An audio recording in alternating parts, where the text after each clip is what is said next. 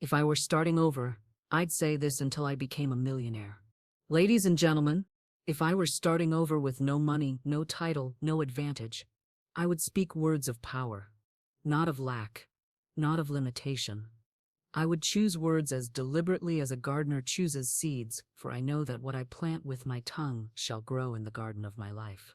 I would wake each day and declare, divine substance is the only reality. Wealth flows to me freely, endlessly, and without strain. Not someday, not when I'm lucky, not if I impress the world, but now, because the truth is this: supply is not in the paycheck. It is not in the economy. It is not even in the work. It is in the law of prosperity, the law of expectancy, the law of command. I would not beg. I would not chase. I would not hustle until I burned out. I would declare, I would know, I would unexpected doors fly open. Money comes to me from seen and unseen sources. I would cast out fear like a serpent in the garden. Fear is false evidence appearing real. It is a hypnotist, blinding us to the storehouses of good already within reach. I would not let fear write my story. I would repeat until it rang like music in my bones. There is no loss in divine mind. What is mine by divine right can never be taken from me. It returns multiplied, enriched, and glorified. I would give even when I had little, because I understand giving and receiving are two ends of the same breath. What I send out returns.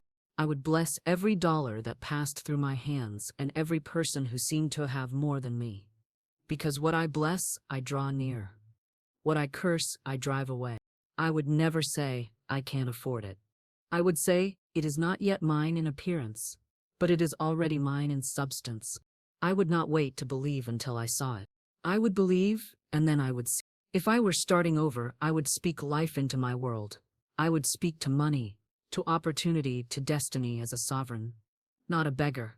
And I would keep saying until the walls fell, until the door opened, until the harvest came. Infinite Spirit, open the way for my immediate supply. Let all that is mine by divine right now reach me under grace in perfect ways. That is how I would begin, and that is how I would rise. Thank you. Words or seeds speak only prosperity. This is not metaphorical fluff or poetic indulgence. It is the spiritual mechanism of creation. Every word you speak is a command to the invisible forces that shape your life. The spoken word is your tool, your architect, your bridge between the seen and unseen. When you speak, you plant. When you affirm, you sow. The soil is your subconscious mind. Ever listening, ever obedient. It does not argue, it does not question. It receives the word and moves all of nature to bring it forth in form.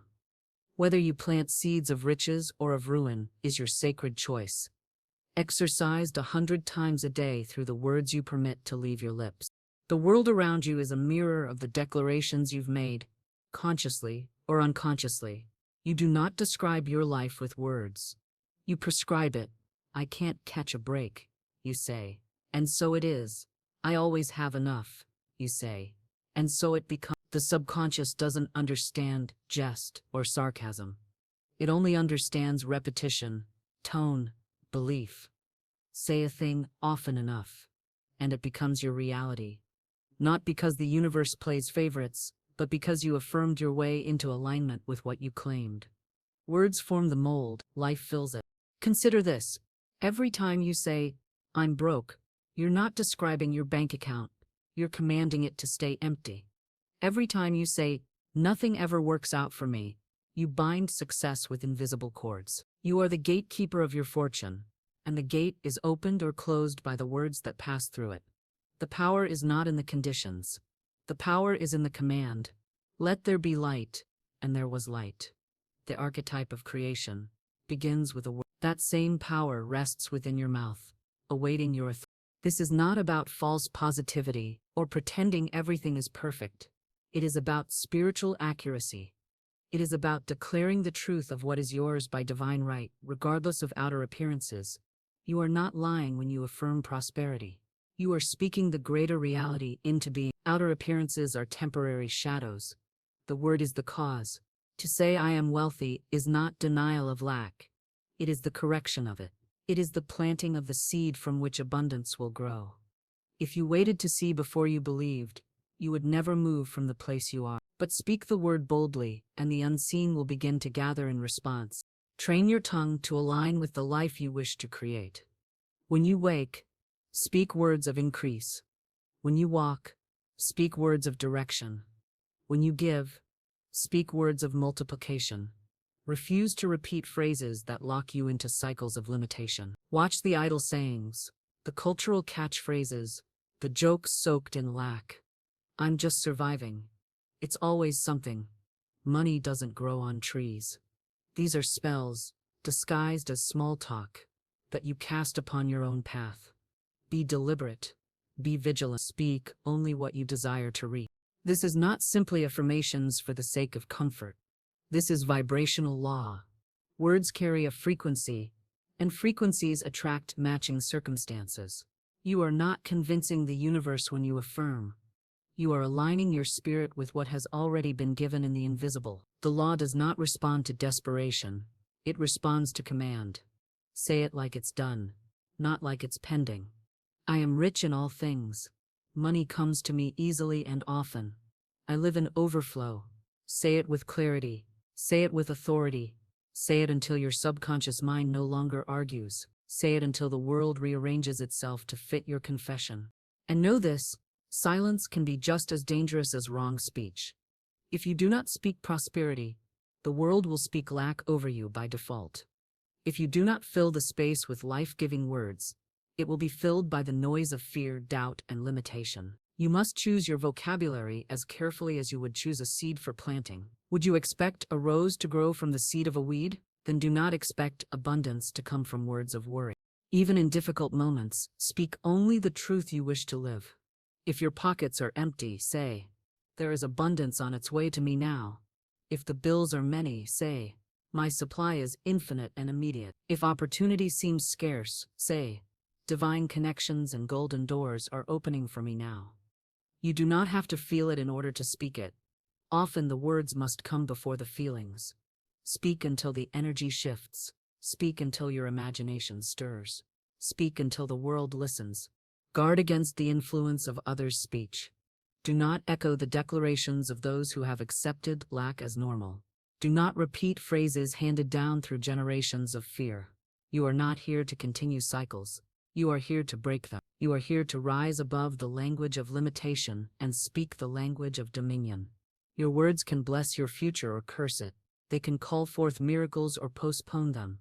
You get to choose which side you serve with every phrase that leaves your lips. Let no idle word escape you. Let no habitual negativity pass unchallenged. Revoke every spoken agreement you've ever made with lack, delay, and struggle. Replace them with declarations of wealth, favor, ease, and overflow. If you've said for years, "I'll never get ahead," cancel it now. Speak, "I am advancing rapidly. All things work in my favor. I am divinely supported and richly supplied."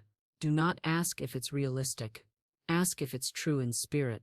If it's true in spirit, it can become fact in time. Words are creative. Words are magnetic. Words are spiritual contracts. The world was not built with bricks but with utterance. So too is your life. Choose your materials wisely. Let your mouth be an instrument of expansion, not contraction. Let your speech be so aligned with prosperity that even the winds obey. Speak of success as your companion. Speak of money as your friend. Speak of your path as blessed. Your timing is perfect. Your harvest is inevitable. Words are seeds. Speak only prosperity. Supply comes from divine law, not labor. This truth dismantles centuries of conditioning that has convinced humanity that struggle is the price of prosperity, that endless effort is the only path to abundance. While action has its place, action alone does not guarantee supply. The farmer tills the land, but it is the law of growth that multiplies the seed. So it is with wealth. Labor may move things in the visible realm, but it is divine law that orchestrates the unseen forces which bring true, lasting, and overflowing supply. There is a spiritual system, higher than economies and beyond industries, that governs the circulation of all good. It is not subject to market crashes, employment status, or hourly wages. It is immutable, invisible, and infinitely precise. When you come into alignment with it, you enter into a flow where your needs are met before you can speak them, where provision is released, not because of how hard you worked, but because you are in right spiritual relationship with the law. The law does not reward toil, it responds to consciousness. The human mind has been trained to worship busyness, to wear exhaustion like a badge of honor, to measure worth by output, but spiritual truth teaches something radically different.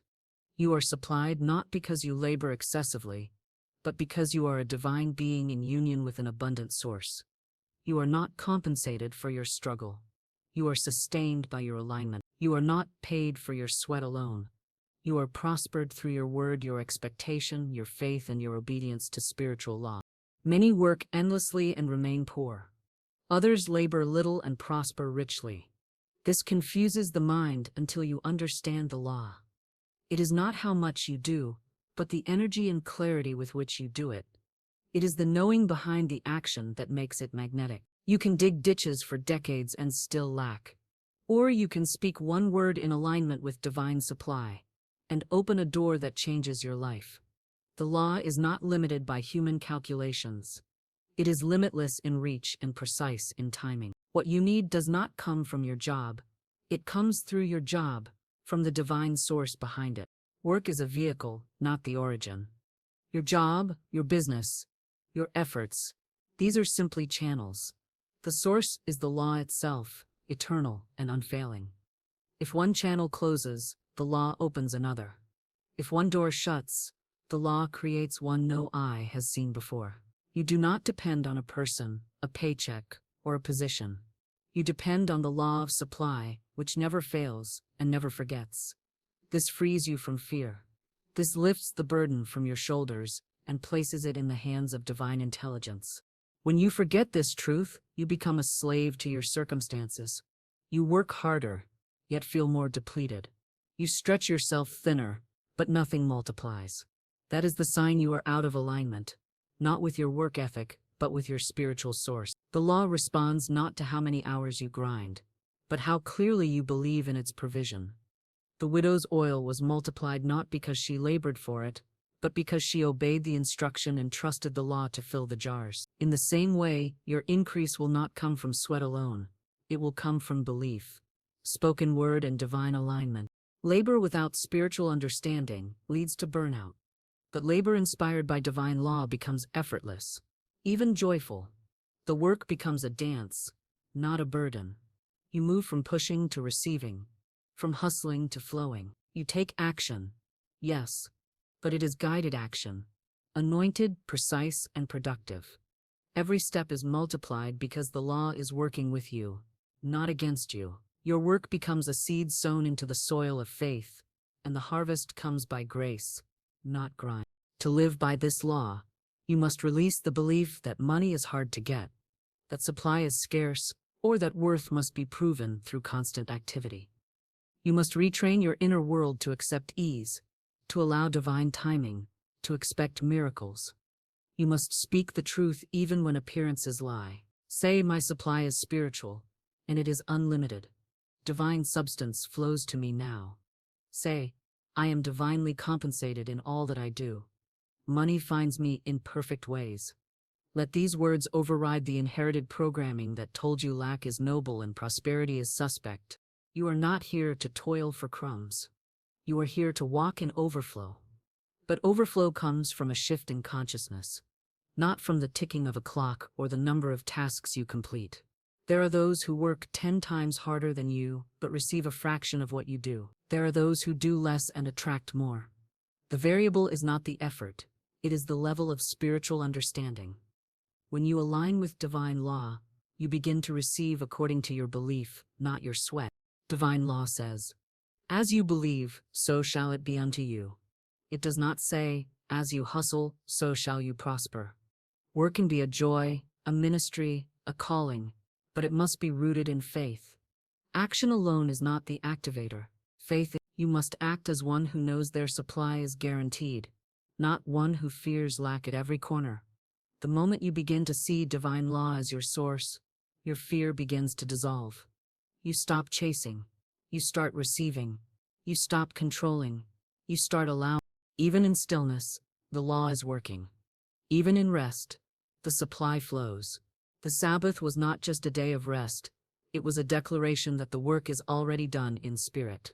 So too must you declare, it is already done, my good is already mine.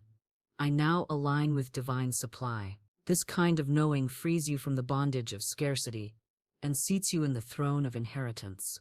You no longer beg for opportunity, you recognize it. You no longer plead for income, you command it through the law. The world cannot enslave one who knows where their supply comes from. You may still go to work, still build your business, still serve others, but the energy has changed. No longer desperate, no longer frantic, no longer dependent. You become anchored in spiritual law, and this anchoring brings all things to you. Opportunities find you. Clients are drawn to you. Money appears in unexpected ways. You are no longer the chaser, you are the attractor. Not because you labored endlessly, but because you came into harmony with divine law.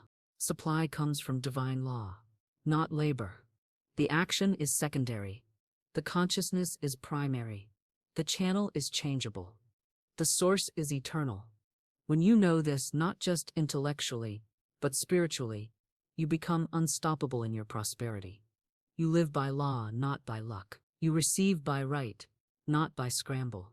You prosper through principle, not through panic. You align and the law responds.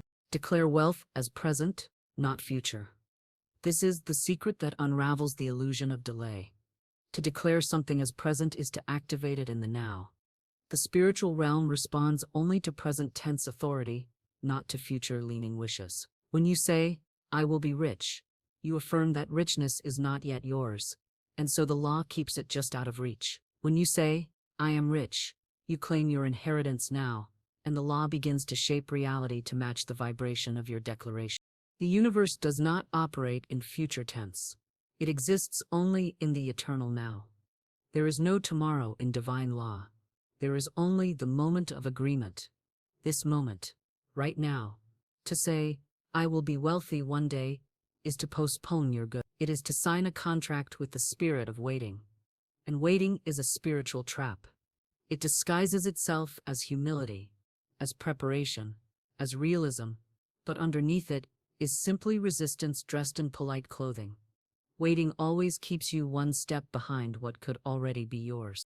Wealth must be spoken of as if it already belongs to you, because in truth, it does. In the invisible, every form of supply already exists. There is no shortage of substance, no lack of opportunity, no withholding of increase. The only delay is in your recognition. The law moves when you do. It responds to certainty. It is activated by faith-filled command, not hopeful speculation. Say, I have more than enough, and the substance begins to gather. Say, I am a money magnet, and the forces of wealth begin to arrange themselves in your direction. Not later, now. To declare wealth in the present requires a holy boldness. It requires a mind that is no longer swayed by appearances. The world may call you foolish, delusional, or naive. Let it. Spiritual authority always offends the logic of lack. You are not here to be reasonable. You are here to be powerful. You do not bend to circumstance. You bend circumstance to your word. That word must be clear, confident, and rooted in now. I am wealthy. I am prosperous. I live in abundance. These are not dreams. They are declarations. Words spoken in the present carry the vibration of creation. They carry the pulse of immediacy. They say to the universe, I expect this, I claim this, I walk in this. The law recognizes this tone. It does not respond to begging or wishing.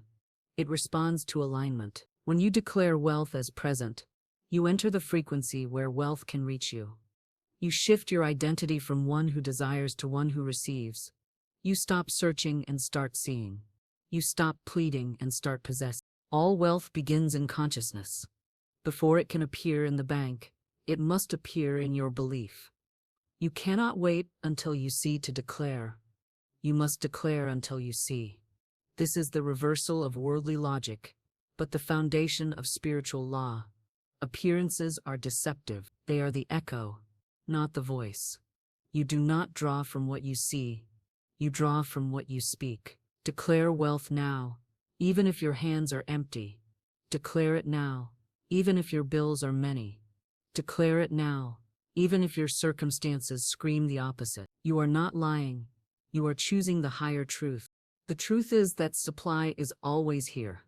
The money you need already exists. The opportunity you seek is already prepared. The clients, contracts, properties, breakthroughs, all of it exists now in the realm of the invisible.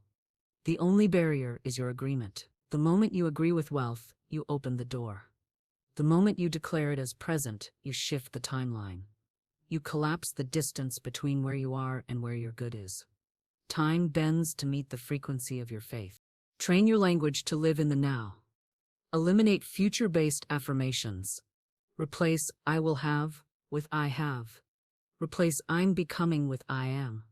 Every time you speak of your wealth as present, you carve a new groove into your subconscious mind. You rewrite the script, you rewire the expectation. You plant seeds in the garden of now, and now is where all things grow. Nothing grows in the land of someday. Someday is barren. Now is fertile. When you affirm wealth in the present, you begin to behave differently. Your posture changes. Your decisions become aligned with abundance. You begin to invest in yourself, speak with confidence, move with clarity. You become the person who already has what you once hoped for. And because you have become it, it must appear. The outer must match the inner. That is law. Do not let your current bank balance dictate your declaration. Do not let your present job title limit your vision. These are shadows, not sources. You are not funded by your circumstances. You are funded by your consciousness. And that consciousness is activated through language. Sip as a rich person speaks. Think as a wealthy person thinks. Act as if supply is endless, because it. Even when fear whispers, speak wealth. Even when doubt shouts, affirm prosperity. The louder the storm, the stronger the declaration must be. This is not denial of facts. It is declaration of truth. Facts are temporary. Truth is eternal. The truth is, you are a spiritual being backed by an infinite source. You lack nothing. All that you need, you have.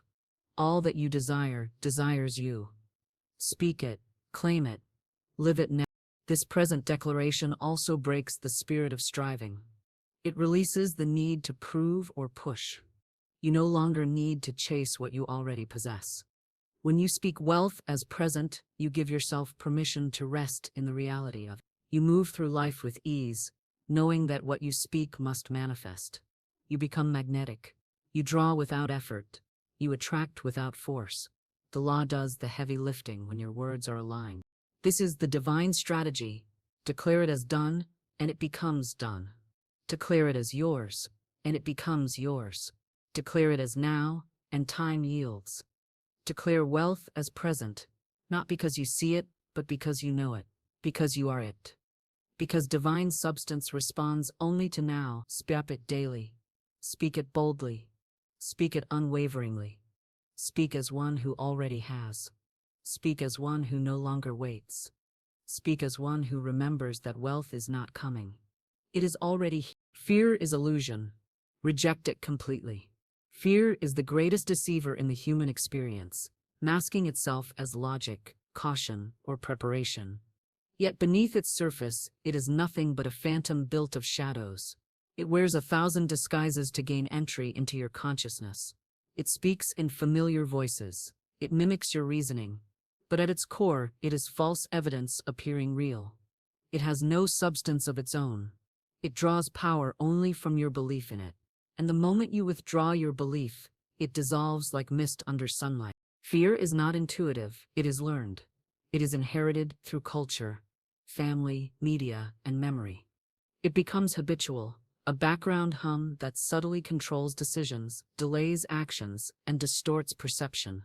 It presents itself as protection, as if by worrying you are somehow preparing, but worry is not wisdom. It is worship of what you do not want. The more you focus on what might go wrong, the more you energize that possibility. The law of mind does not distinguish between desire and fear.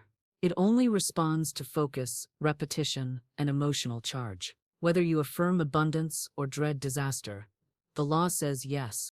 To reject fear is to return to your original power.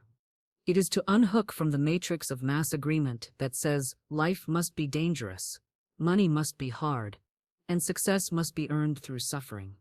Fear is the language of limitation, and you must become fluent in faith instead. Fear whispers of lack. Faith declares provision. Fear imagines closed doors. Faith sees new ones opening. Every time you choose to act in faith rather than freeze in fear, you rewrite your inner laws. You replace panic with peace, hesitation with boldness, and confusion with clarity. The mind uses fear to justify delay. What if I fail? What if I lose money? What if they reject me? These are the questions that paralyze potential. But these questions are rooted in assumptions that are not true. What if you succeed? What if the money multiplies? What if you are received with favor? The future is not fixed. It is fluid, shaped by the beliefs you hold and the words you speak. When you act under fear, you co-create outcomes you dread. When you act under faith, you activate the good that already belongs to you in spirit. Fear speaks the language of limitation. There's not enough. You're not ready. This is too risky. It draws imaginary borders around your power and dares you not to cross them. But those borders are illusions. The only way to see them disappear is to move toward them. Fear cannot withstand forward motion. It thrives only in stagnation. The moment you use to move anyway, to send the email, make the call, invest the money, speak the truth, it begins to lose its grip. Fear is a parasite that feeds on your attention. Starve it by refusing to give it your voice. Even in spiritual matters, fear creeps in disguised as caution. You say, "I'm just being realistic," when in truth you are entertaining doubt. You say, "I don't want to get my hopes up," but that is code for expecting disappointment. Hope is not a liability. It is a power. Expectation is not dangerous. It is divine. You are not here to tiptoe through life avoiding disappointment.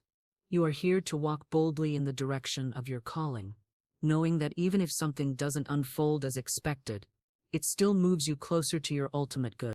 Rejecting fear completely means you stop entertaining its narrative. You do not argue with it. You do not negotiate with it. You replace it. You replace it with truth. Fear says, "There's not enough money." Truth says, "Divine substance is unlimited and flows to me freely." Fear says, "You're going to fail." Truth says, "Everything I do prospers, for I am guided by infinite intelligence." Fear says, "What if this all goes wrong?"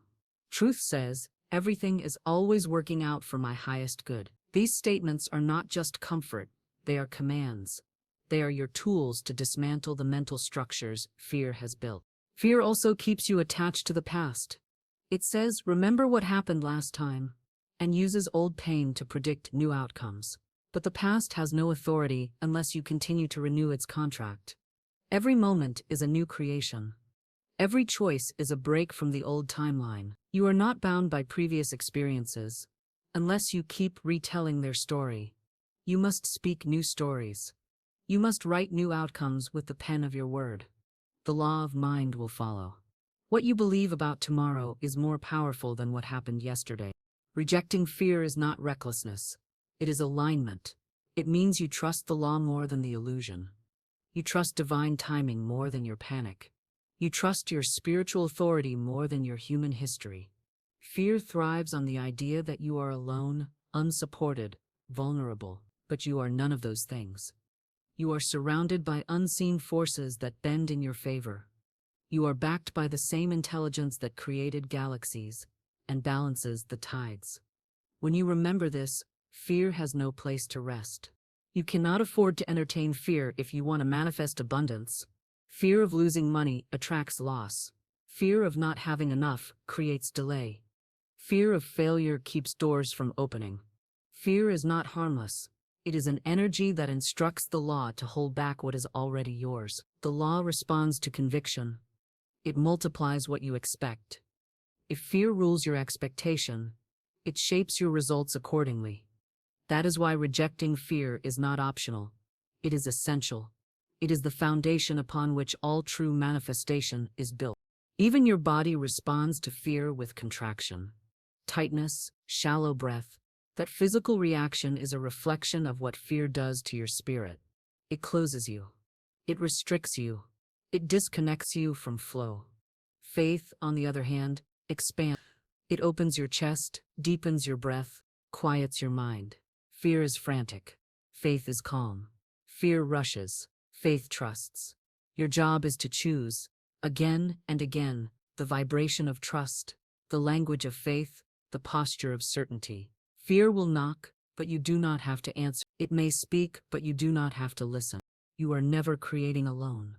The moment you speak a truth in faith, all of heaven moves to support it. Fear wants you to forget that. It wants you to believe you're isolated, responsible for every outcome, vulnerable to every setback. But in truth, you are never alone, never unsupported, never disconnected from the flow of divine help. Reject fear by remembering who walks with you. Reject it by declaring your safety, your guidance, your prosperity, even when you feel unsure. Especially then, faith spoken in uncertainty is still more powerful than fear spoken in certainty. Fear is illusion. Reject it completely. Not halfway. Not occasionally. Not only when it's convenient. Reject it as a principle. Make it a daily practice. Discipline your mind. Choose your word. Align with the truth that what is yours cannot be taken. That divine law is unbreakable. And that no appearance of lack, delay, or danger has the final word unless you give it permission through belief. What is yours by divine right cannot be lost. This is a spiritual law, firm and unchangeable, not subject to human opinion, not shaken by outer events, not weakened by time or distance. That which is yours by divine right has been assigned to you in the invisible long before it appears in the visible. It exists already in spiritual substance, waiting only for your alignment, your declaration, and your readiness. You do not have to fight for it.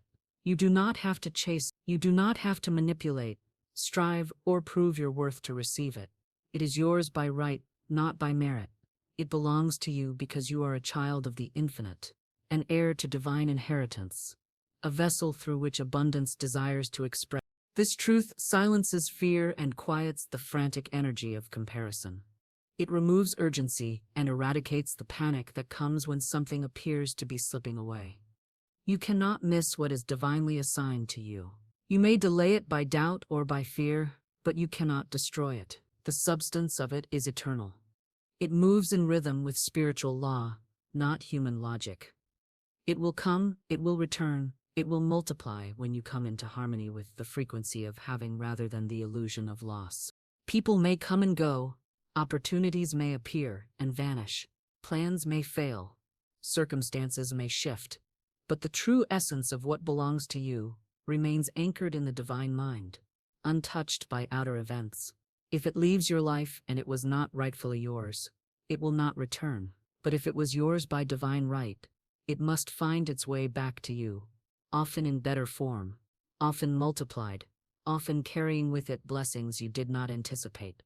The world cannot take from you what God has assigned to you. No person, no circumstance, no mistake has the authority to block what has been written into your spiritual account. This law restores peace in moments of apparent loss. It allows you to release without fear. It allows you to let go without clinging.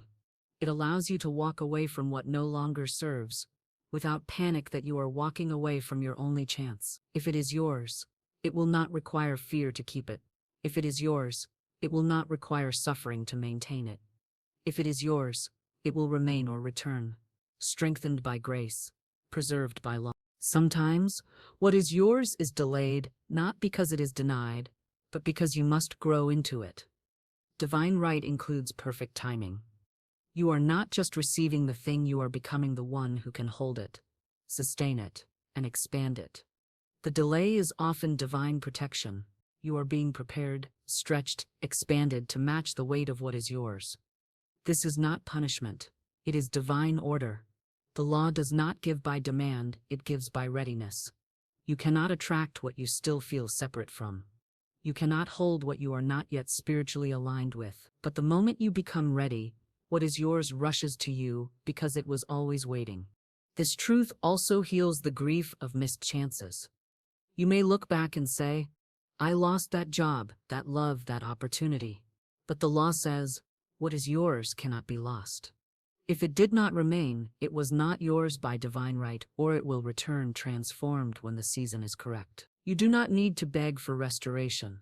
You need only align with your divine inheritance and allow what is truly yours to come back, sometimes in ways you cannot predict. The ego mourns loss. The spirit waits in fear. You do not have to compete for what is yours. The spiritual realm does not operate on scarcity.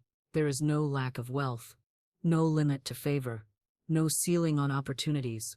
What someone else receives does not subtract from what is meant for you. You are on your own frequency, your own timeline, your own path. The law does not forget. It does not confuse. It does not assign blessings to the wrong address. When you release jealousy and comparison, you make room for your own abundance to flow. When you trust that your good is already marked with your name, you walk in peace. You bless others and attract more to yourself by the clarity of that trust. If you believe you have lost something essential, speak this truth aloud. What is mine, by divine right, is never lost. It is restored to me now, under grace, in perfect ways. Speak it not as hope, but as command. Let it become the foundation of your emotional stability. Let it override the fear-based voices that tell you it's too late, that you've missed your moment, that someone else has taken your place. No one can take what was assigned to your spirit. No one can hold what was written for your soul. There is no expiration on what is yours by divine law. This principle also removes guilt and self-condemnation. You may have made mistakes. You may have taken detours. You may have walked away from what was good for you. Still, the law makes no judgment. What is yours remains intact in spiritual substance, waiting for your return. You are not disqualified by error. You are invited back into alignment. You are not excluded by failure. You are called forward by truth. There is no punishment in divine law, only cause and effect. The moment you return to truth, the moment you speak in alignment, the moment you declare yourself worthy of your inheritance, things begin to realign. Doors open. What you thought was lost returns. What you feared was gone is resurrected. Nothing is random. Nothing is wasted. Even the losses that felt unbearable were often redirections in disguise. What is truly yours will find you. The house, the relationship, the wealth, the health, the calling, it has been inscribed in the invisible. Your job is not to beg or to chase. Your job is to align. Your job is to speak truth over your life. Your job is to believe when others doubt, to trust when appearances contradict, to declare when logic questions.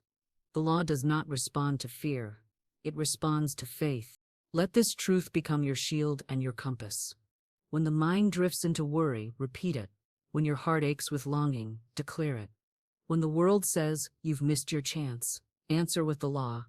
What is mine by divine right cannot be lost. Let this truth dwell so deeply within you that no outer noise can unseat it. Let it shape your expectations, inform your speech, guide your actions.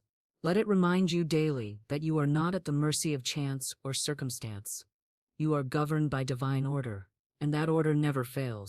Giving activates, receiving.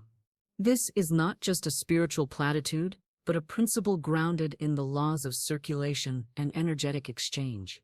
What you give, you open the door to receive. What you withhold, you block. Life is movement, flow, expansion. Giving is your statement to the universe that you trust the supply is infinite. It is a declaration that you are not afraid of lack. It is a signal that you are aligned with the law of increase, not the illusion of limitation. Every act of giving, whether it be money, love, time, wisdom, encouragement, creates a vacuum into which more must flow. It cannot be otherwise. The law cannot return void. It must complete the cycle. It must fulfill the circuit. Giving is the starting spark, the ignition point for divine compensation.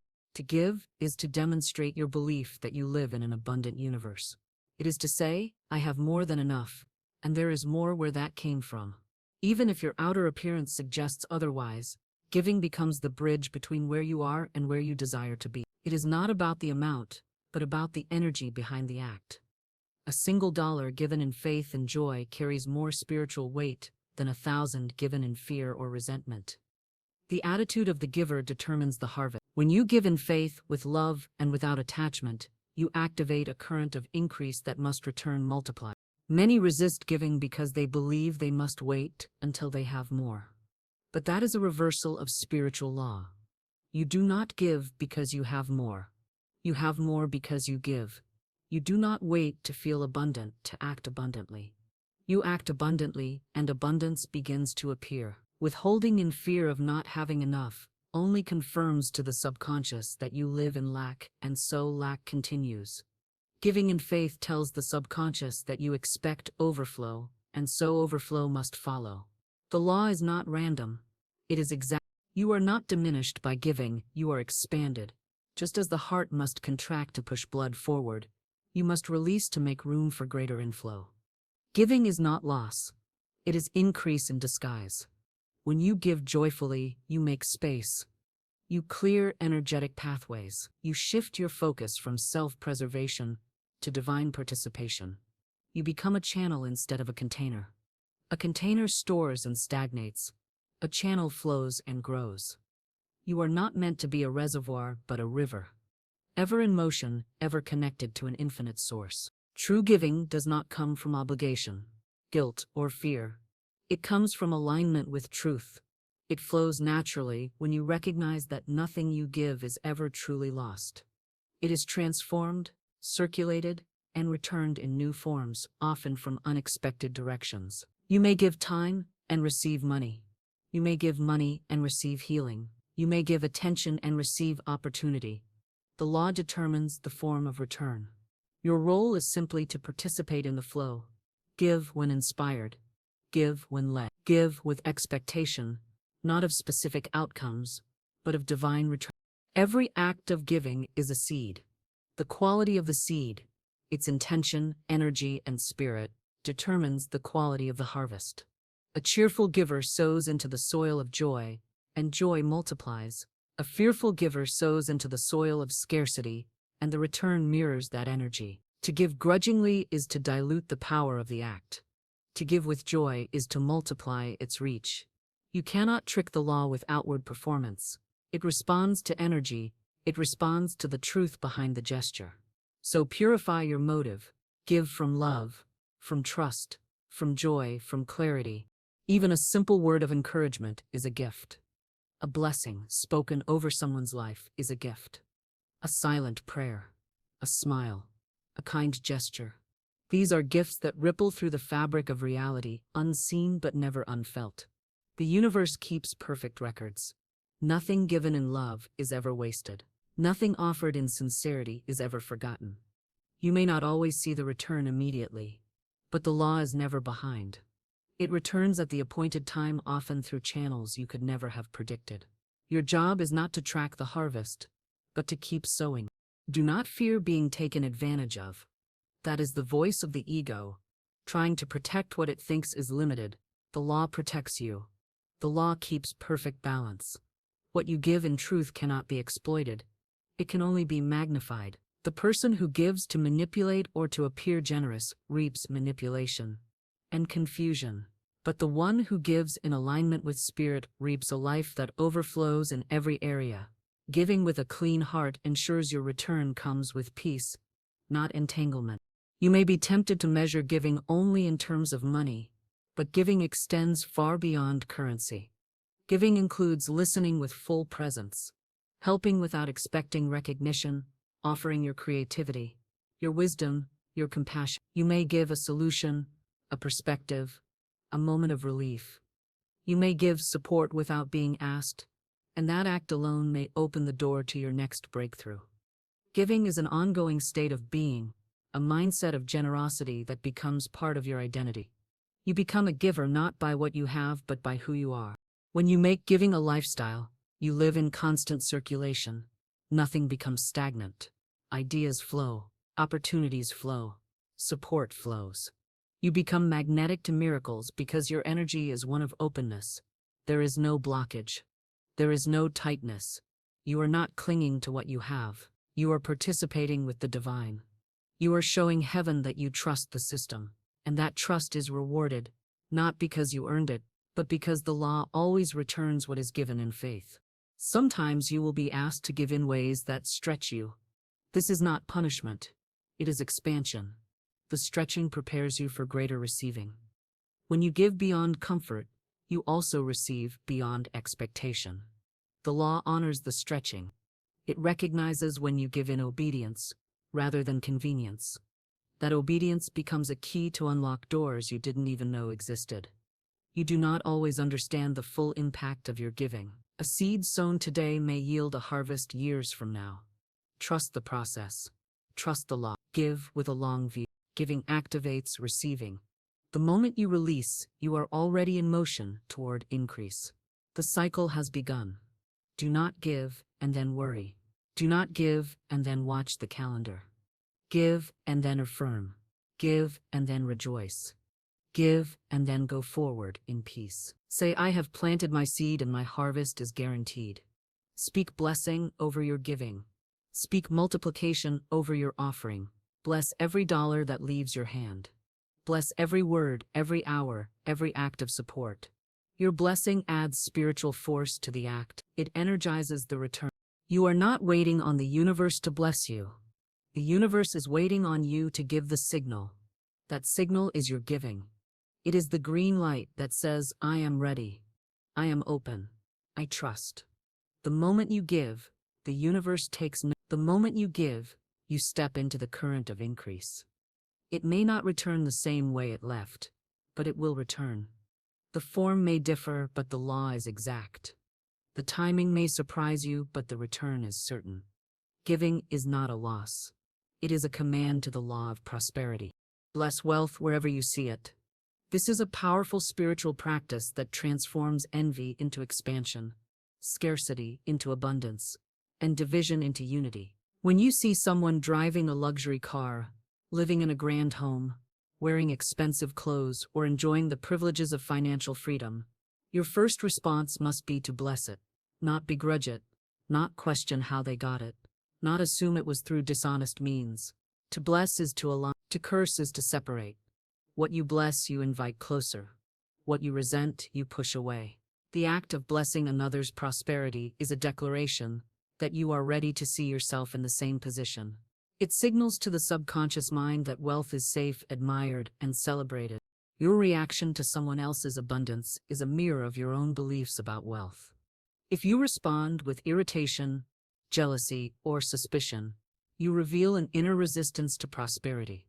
And what you resist, you cannot attract. If you view money as something to be hidden, criticized, or explained away, you tell the universe that wealth is unsafe in your hands. The law of attraction does not deliver what you desire in theory, it delivers what you celebrate in practice. If wealth makes you uncomfortable when it's in someone else's possession, you will unconsciously reject it when it tries to enter your own life. Blessing wealth is not about the person who has it, it's about your relationship to the idea of abundance. When you see a wealthy person enjoying their life, you can say, I bless their prosperity and I claim my own. What God has done for one, God can do for all. This activates a sense of connection rather than competition. The moment you choose connection, you align with the flow of increase. You cease to block your good by harboring resentment. You become part of the vibrational field of abundance instead of watching it from the outside. Envy is a spiritual error. It assumes that what another has somehow subtracts from what you can have. But the universe is not a pie to be divided. It is a field of infinite potential. One person's wealth does not take from your own possibility. In fact, when you bless their demonstration of prosperity, you affirm the reality that abundance is possible, visible, and available now. The more examples you see and bless, the more your subconscious accepts that wealth is normal, present, and accessible. Your outer world changes in response to the inner normalization of prosperity. Many have been taught to judge wealth. Childhood lessons, cultural norms, religious conditioning, these can all seed the belief that money is suspect, that rich people are selfish, or that financial success must come with a moral cost. These beliefs are invisible blocks to abundance. If you believe wealth is unclean, you will not allow yourself to have it. If you believe it creates separation, you will avoid it. If you believe it leads to corruption, you will sabotage it. But when you bless wealth wherever you see it, you rewrite those subconscious scripts. You begin to associate money with joy, freedom, generosity, and divine flow. Blessing wealth is also a form of practice. It sharpens your awareness of prosperity in the world. It tunes your eyes to beauty, your heart to gratitude, your mouth to agreement. Instead of noticing lack, you begin to notice signs of abundance. Instead of pointing out what's missing, you affirm what is present.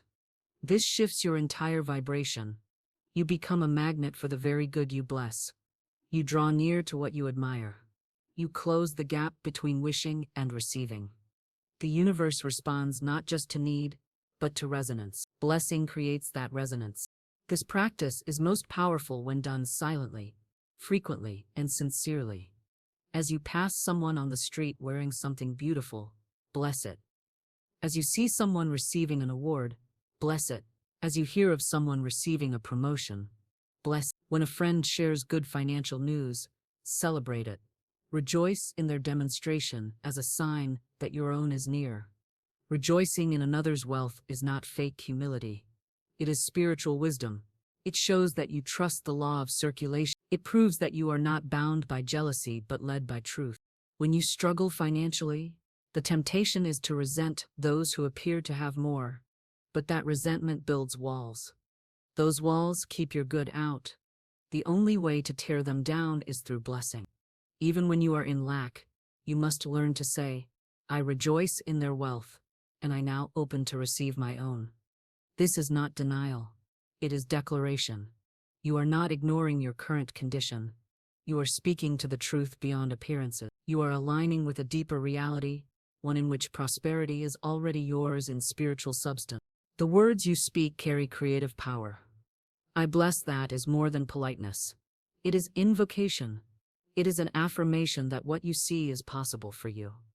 Each blessing is a key that unlocks another door. Each word of celebration is a signal to your subconscious. This is good, this is welcome, this is safe. Over time, your relationship to money softens.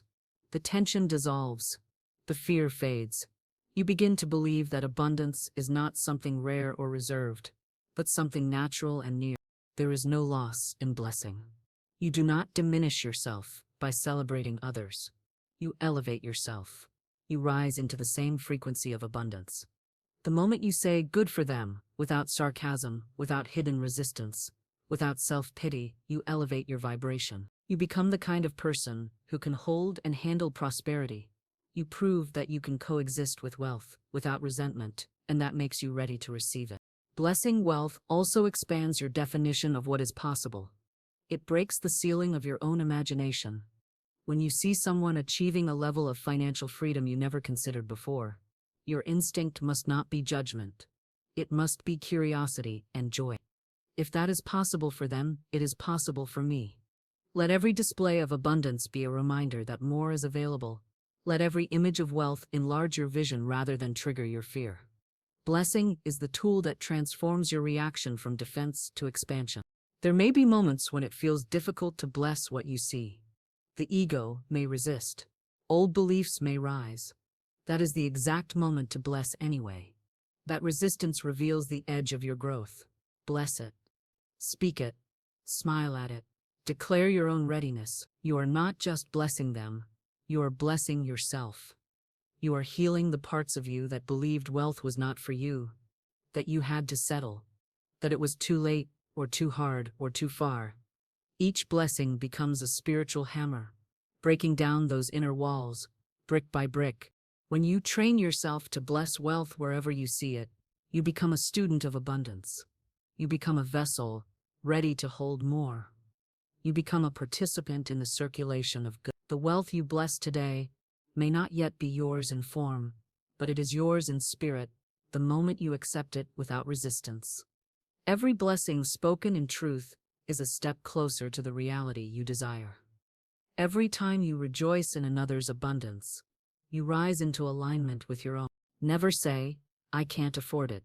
These 5 words may seem harmless, even practical, but they carry the energetic weight of limitation, lack, and closed doors. Every time you speak them, you affirm separation from your good. You declare, perhaps unknowingly, that the universe is not sufficient, that your supply is limited, that you are bound by conditions rather than divine provision. You speak not just to your wallet, but to your subconscious mind, which records every declaration as true. The moment you say, I can't afford it, you are not describing a current reality. You are prescribing a future experience. You are placing lack into motion. Words are seeds, and this phrase plants the seed of restriction. Instead of calling forth abundance, it builds walls. Instead of opening paths, it closes circuits. The law of mind does not interpret intention. It responds to vibration. It does not ask if you meant to affirm lack. It only registers that you did. The universe reflects back what you say with conviction. And when you speak limitation, you authorize its replication.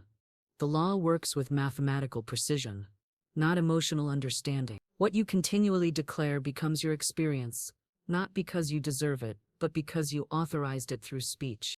There are many ways to acknowledge a financial situation without invoking lack.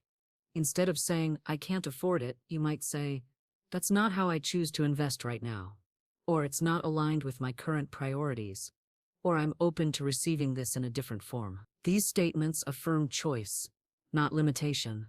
They preserve your dignity and your creative authority. They suggest possibility, not finality. When you speak from a place of power, you remain in control of your narrative, your money, and your magnetic field. Even if the physical evidence seems small, your spiritual posture must remain large. The phrase, I can't afford it, trains the mind to expect less. It programs your perception to filter out opportunities, to dismiss ideas, to turn away from possibilities before they're fully understood. Over time, this becomes a pattern, a self-fulfilling prophecy. You begin to believe that certain experiences, objects, or opportunities simply aren't meant for you. Not because they're inherently out of reach, but because you keep affirming that they are. The mind, once conditioned to expect lack, will manufacture it. Not because life is unfair, but because the law is exact. Whatever you say repeatedly becomes the framework of your reality. Every time you look at something desirable, a trip, a home, a course, a gift, and say, I can't afford it, you distance yourself from it energetically. You place it in a category labeled not. That category becomes a mental vault, one that locks you out of experiences that could otherwise be yours. It's not that the good isn't available, it's that you've placed yourself outside the vibration that attracts it. You've signaled to your subconscious mind that some things are perpetually beyond you, and so it begins to make sure that becomes true. Instead of locking yourself out, open the door with better language. When faced with something you desire, choose to say, I'm aligning myself with this now. Or I welcome this into my life at the perfect time. Or divine supply is opening a way for me to experience this. These phrases hold the vibration of faith, not fear. They affirm readiness, not restriction. They allow the law to move on your behalf. They keep you emotionally connected to your desires rather than shoving them into the distance. It is not denial to speak positively when your circumstances seem tight. It is spiritual truth-telling. It is choosing to speak from the invisible realm of possibility rather than the visible realm of limitation. Divine substance is unlimited. Your current bank balance is not your source. It is a reflection, often temporary and changeable. When you stop defining your financial truth by numbers alone, you step into the creative field where miracles become natural. You must learn to speak from the realm of supply, not from the realm of condition. Many believe that saying, I can't afford it is being responsible. But true spiritual responsibility is not rooted in fear. It is rooted in faith. Being responsible means aligning your words with what you want to expand, not what you want to restrict. It means choosing language that supports your growth, not your stagnation. It means using the creative power of your voice to shape a better experience, rather than cementing a limiting one. Responsibility is not about settling for less. It's about stewarding your power wisely. When you repeatedly affirm that something is unaffordable, You create a subconscious hierarchy of worthiness. You tell yourself and the universe that only certain things are permissible, and others are off limits. This limitation becomes internalized. It doesn't just apply to money, it bleeds into your sense of what you deserve, where you belong, how big your dreams are allowed to be. Saying, "I can't afford it," is rarely about the price tag. It's about self-concept. It's about what you believe is possible for you, and what you've decided is out of reach. The law of increase cannot operate fully where the language of decrease dominates. To increase your wealth, your experience, your flow of opportunities, you must increase your vocabulary of abundance.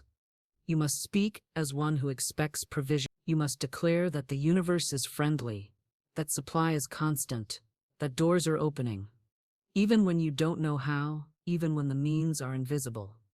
Especially then.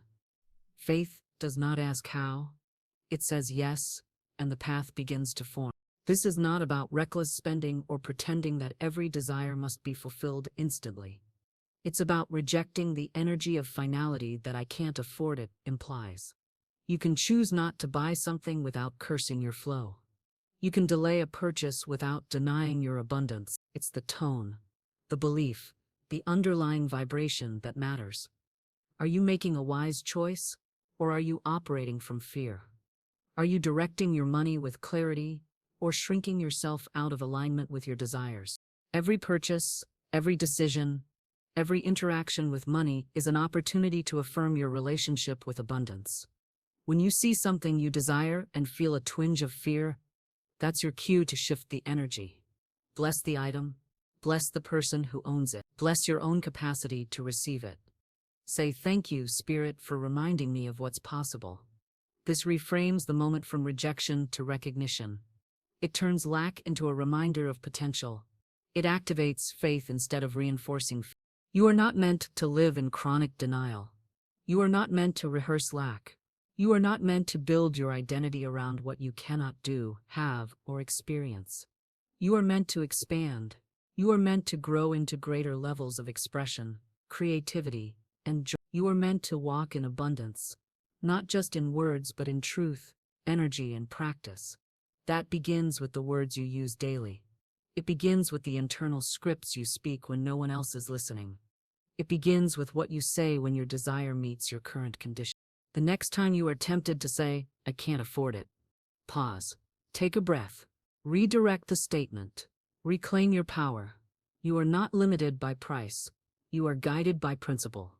You are not defined by numbers. You are supported by substance. You are not stuck. You are becoming. Speak as one who knows the truth. Abundance is here, and you are part of its flow. Let your words reflect that knowing, and the outer world will follow. Believe first, then manifestation follows. This is the divine order of creation, the unseen architecture behind every visible form. What you see in your outer world is always the echo of an inner belief. It does not arrive by chance, nor by accident, nor even solely by effort. It arrives by alignment. Your belief is the blueprint. Your faith is the mold. The material world simply obeys what you have first accepted in the invisible realm of thought. To believe is to conceive. It is to impress upon the subconscious mind the pattern that life must fulfill. The common mistake is to wait for evidence before believing. To say, "I will believe I am wealthy when I have the money," or "I will believe I am successful when the world approves," is to delay the manifestation indefinitely. The law does not respond to need. It responds to certainty. It does not move because you wish it would. It moves because you believe it must. Belief is the key that unlocks the invisible storehouse of good. Without belief, the door remains closed, not because it is locked, but because you have not turned the handle with faith. Belief is not mere hope. Hope waits. Belief declares. Hope wonders. Belief knows. To believe first means to embody the feeling of what you desire before any sign appears. It means walking in the energy of abundance even when the bank balance is low. It means speaking as a successful person before the title is given. It means giving thanks for the answered prayer before it shows up. This is not fantasy, it is spiritual law. The world is shaped by consciousness, and consciousness is shaped by belief. The moment you truly believe a thing is yours, the universe begins to rearrange itself to match that frequency. There is no outer condition that cannot be transformed by belief. There is no delay that cannot be shortened by inner certainty. The question is never, when will it come? But when will I believe it's already mine? Belief compresses time. It bends circumstance. It draws resources, people, and opportunities that seemed far away. It lifts you into a higher vibration where solutions already exist. Doubt, on the other hand, scatters energy.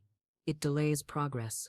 It creates tension in the mind and confusion in the results. To believe is to focus, to unify, to crystallize the vision until it becomes substance. Belief is a choice. It is not always accompanied by immediate feelings. Sometimes you must believe even when the evidence contradicts you. You must speak the vision louder than the appearance. You must train your mind to hold the truth when the world reflects the lie. I am healed when the symptoms persist. I am provided for when the bills arrive. I am loved when the room feels empty. This is not denial of facts. It is affirmation of truth. Facts are temporary. Truth is eternal. Belief is the bridge between the two. Every great achievement, every miracle, every breakthrough begins with belief. The inventor believes in the idea before it exists.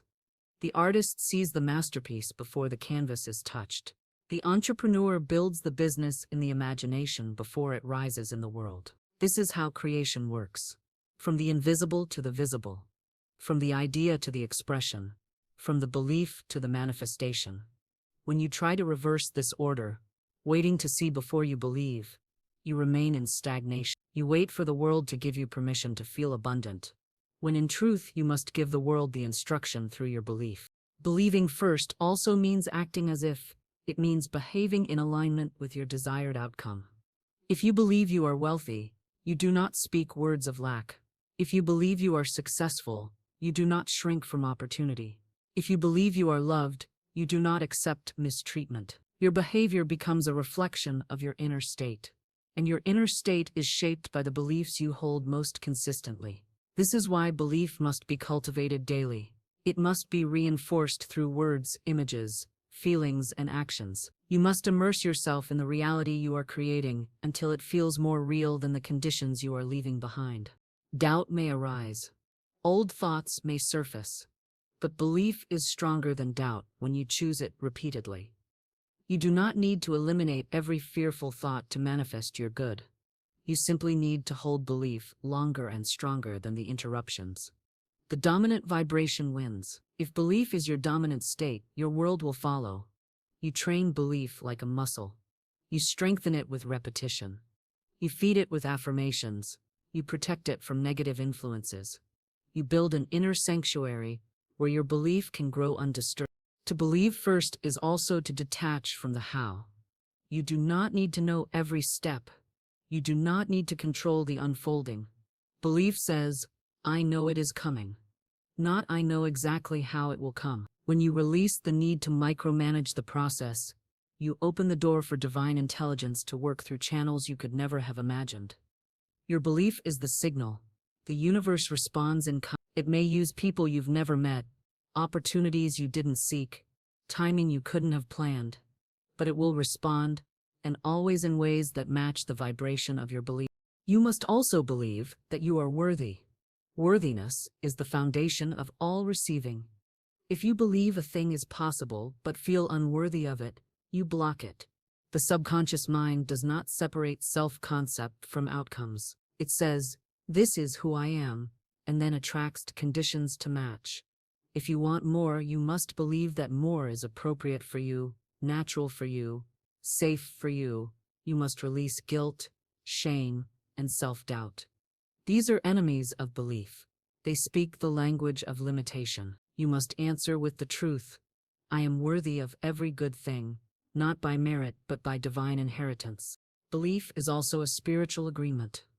It is a covenant with unseen forces that are waiting for your yes. When you believe, you sign your name to the outcome. You make it real in the spirit, and the spirit makes it real in the world.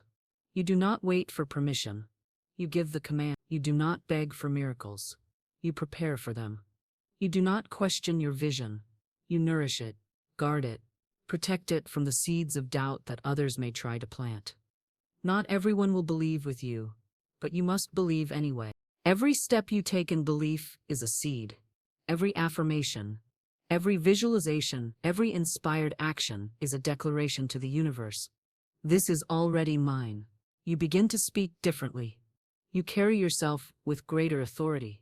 You expect good news. You prepare for increase. You move through the world not as a victim of fate, but as a co-creator of destiny. This shift is not made in the outer world. It begins in the unseen, in the chamber of belief. What you believe about yourself, your future, and your source will determine every outcome that follows. Believe first, then manifestation follows. The law cannot operate in reverse. The world will always mirror what you most deeply accept as true. Not what you wish, not what you say once, but what you believe again and again, even when no one is watching, even when the evidence says otherwise. Your belief is the seed, the soil, the water, and the sunlight. Nothing grows without it. Everything responds to it. Your next breakthrough, your next level, your next miracle, it begins with belief.